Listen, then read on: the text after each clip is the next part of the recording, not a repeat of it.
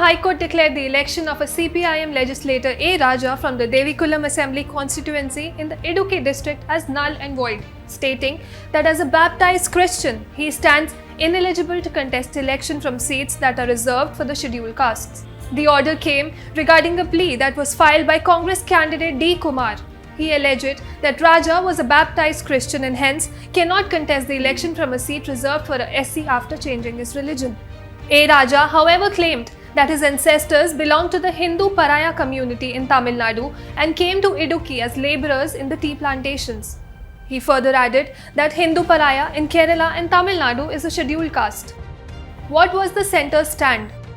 When the Apex Court in November 2022 considered this issue, the Centre for Public Interest Litigation and another versus Union of India, the centre government said, the reasons why Dalits convert to Islam or Christianity is to come out of the oppressive system of untouchability in Hinduism, which is not prevalent in either of the two religions. It also quoted a note from National Commission for Religious and Linguistic Minorities report, which states that Islam and Christianity are two foreign religions and thus they don't follow the caste system.